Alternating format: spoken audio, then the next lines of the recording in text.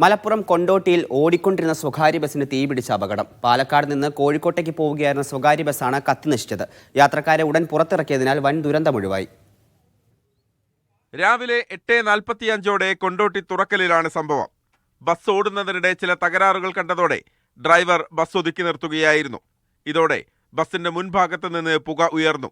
പിന്നീട് തീ പടർന്ന് ബസ് പൂർണ്ണമായും കത്തി.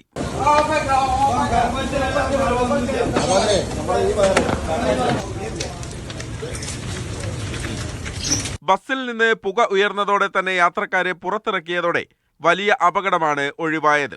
ആദ്യം ബസ് ഇവിടെ വന്നാണ് സൈഡാക്കി ഡ്രൈവർ പുറത്തേക്ക് ചാടി ഇറങ്ങി നോക്കി. ഞാൻ അത് കണ്ടാണ്ടാണ് വീട്ടിൽ നിന്ന് വന്നത്. അങ്ങനെ യാത്രക്കാരൊക്കെ അതിൻ്റെ ഉള്ളിൽ ബുദ്ധിമുട്ടായിട്ട് ഡോറ് തുറക്കാതെ ബുദ്ധിമുട്ടായിട്ട് നിൽക്കുകയാണ്. അത് എയർ ഡോർ ആയതുകൊണ്ട് ജാമായിട്ട് നിൽക്കുകയാണ്. സാധാ ഡോറാണെങ്കിൽ എപ്പോഴും ആൾക്കാർ തുറന്ന് പുറത്തേക്ക് ഈ സൈഡത്തെ ഗ്ലാസ് പൊട്ടിച്ചാണ്ടാണ് കുറെ യാത്രക്കാരൊക്കെ പുറത്തേക്ക് ചാടിയത്. മലപ്പുറത്ത് നിന്നും മീൻചന്തയിൽ നിന്നും ഫയർഫോഴ്സ് എത്തിയപ്പോഴേക്കും ബസ് പൂർണ്ണമായും കത്തി നശിച്ചു. കൊണ്ടോട്ടി കേന്ദ്രീകരിച്ച് ഫയർ സ്റ്റേഷൻ വേണമെന്ന് വർഷങ്ങളായി ആവശ്യപ്പെടുന്നുണ്ടെന്ന് നാട്ടുകാർ പറഞ്ഞു. ഇത് കാലങ്ങളായിട്ട് ഇവിടെ എല്ലാവരും ആവശ്യപ്പെടണം. ഇവിടെ പൊതുപ്രവർത്തകർ എല്ലാവരോടും, നമ്മുടെ MLA-നോടായാലും നമ്മൾ നവകേരള എല്ലാ ഇതിലും ഒക്കെ കൊടുത്ത.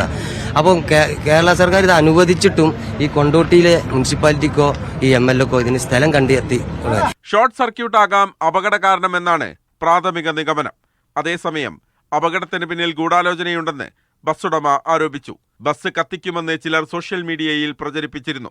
സംഭവത്തിൽ സമഗ്രമായ അന്വേഷണം വേണമെന്നും ബസ് ഉടമ ആവശ്യപ്പെട്ടു. മീഡിയ 1 മലപ്പുറം.